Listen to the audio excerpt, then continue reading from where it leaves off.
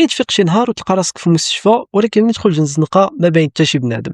الحوايج مسدودين، الشوارع خاويه، والمدينه اللي كان فيها ملايين الناس ولات مدينه اشباح. هذا بالضبط هو اللي وقع لواحد خونا في فبراير سنه 2021، بحيث انه نشر فيديو في التيك توك يقول فيه بلي فاق في المستشفى في مدينه فالنسيا الاسبانيه، والتاريخ اللي عنده في التليفون هو 13 فبراير 2027. والمدينه اللي فيها اكثر من 2 مليون ونص الناس ولات خاويه قدام الكاميرا ديالو. واش هادشي حقيقي؟ واش بصح هو الناجي الوحيد اللي بقى في العالم اللي ممكن يكتشف الحقيقه كامله وراء هذه اللغز اللي حير الانترنت اكثر من 5 سنين؟ فقبل ما نبداو الفيديو ما تنساوش معكم واحد لايك وفولو، و99% من الناس اللي كتفرجوا فيديوهات ما دارينش ابوني، فنتمنى انكم تشتركوا في القناه. وليتس نبداو في الفيديو.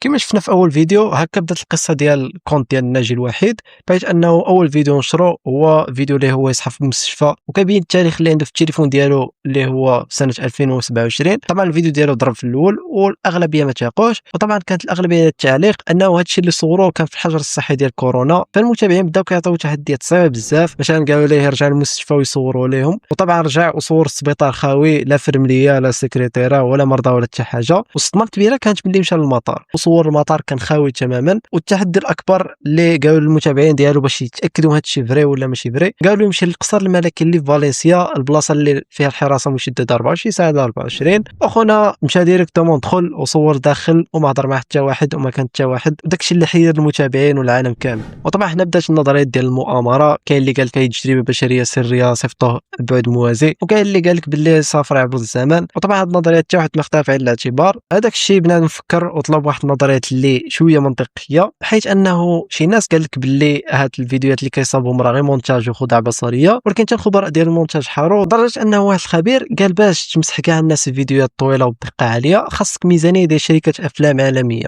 ماشي غير واحد عنده حساب في تيك توك. Yo lo que sí tenía bastante claro era que no podía ser un gran truco de edición digital porque eso es carísimo y requiere muchísimos recursos.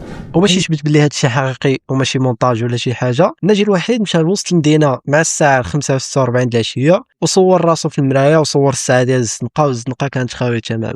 الكونت ديال الناجي الوحيد في التيك توك بقى كيزيد متابعين نهار على نهار، وبدا كيتشهر عالميا ماشي غير في اسبانيا. وطبعا بدا كيزيد من الشده ديال التحديات، حيت انه دخل الملعب ديال فالنسيا، دخل غرف تبديل الملابس ديالهم، مشى لباريس وصور برج ايفل خاوي، وحتى لندن وروما، لدرجه انه واحد المره واحد القناه تلفزيونيه حط الكتاب في الاستوديو ديالها وتحداو يمشي ياخذه. وفعلا صور فيديو هو كياخذ هذاك الكتاب من قبل الاستوديو وهو خاوي وما كيتم حتى واحد اللي منعه. ولكن في يونيو سنه 2021 خرج واحد الاعلان على واحد المسلسل اللي مستلهم هذه القصه ديال هذا الكونت اللي سميتو حتى هو الناجي الوحيد. وملي شافوا هذا الاعلان بزاف ديال الناس فهموها بطريقه خاطئه، صحابت لهم باللي هذا الحساب ديال الكونت هو واحد الطريقه ترويجيه لهذا المسلسل، وبزاف ديال القنوات الاعلاميه نقلت الخبر بشكل خاطئ، مع انه هذاك كان مسلسل مقتبس وكاتبينها باللي مقتبس من هذا الحساب ديال الناجي الوحيد. وطبعا الكونت بقى هو كل مره كينشر يعني صوالح بلاصه خاويه، والناس كانوا مندمجين في هذه القصه بحالهم عايشين شي احداث ديال شي مسلسل خيال علمي، ولكن في الحقيقه كيشوفوه لايف وكيتبعوا معاه وكيتفاعلوا معاه، يقولوا مشي لهاد البلاصه الفلانيه ومشي لهاد البلاصه. يعني بنادم كان مستمتع في هذاك الغموض اللي كاين في هذا الكونت هذا. وبقى هكا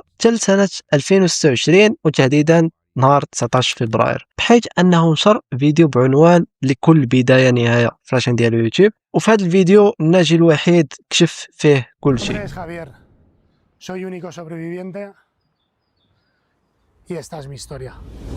بحيث انه من بعد ما جمعت ساعات المليون متابع وعشرات المليار مشاهده مور هذا البوز اللي داروا كامل، طلع ماشي فضائي ولا مسافر عبر الزمن، استقى واحد السي سميتو خفير. الفكره جاتو في 2020 وقت الحجر الصحي، بحيث انه كان عنده واحد الوظيفه كتطلب انه يحضر سيمانه سيمانه لا، وفاش كان كيمشي للخدمه كان كيشوف الشوارع خاويه، ومن تما طاحت عليه الفكره. وتقدر دابا تجيك السؤال، كيفاش خونا قدر يمشي لهاد البلايص في الحجر الصحي؟ يعني مثلا القصر اللي مشالو، المطار، هادو المستشفيات هادو كاملين كانوا خدامين في الحجر الصحي. اول حاجه كان كيديرها انه كان كيمشي يستأذن، كان كيصيفط ايميلات لاصحاب المحلات والاماكن المشهوره كيشرح لهم الفكره، لدرجه انه كان اللي كان كيخلصوا باش يخليوه يصور بوحده. وكان طبعا اللي ما كانش كيقبل هذه الفكره هذه، علاش شنو كان كيدير كحل ثاني؟ كان كيشري اول تيكيت لشي معلم سياحي، كيدخل هو الاول قبل ما يعمر المكان بالناس، وكيصور اللقطات ديالو في ساعه وكيخرج. وبالنسبه للاماكن العموميه اللي كان كيصورها خاويه، فكان كيبقى يقابل كاميرات البث المباشر لهذيك البلاصه الاسابيع حتى كيبان ليه وقت كتكون فيها الزنقه خاويه تماما وكيمشي يصور اللقطات ديالها.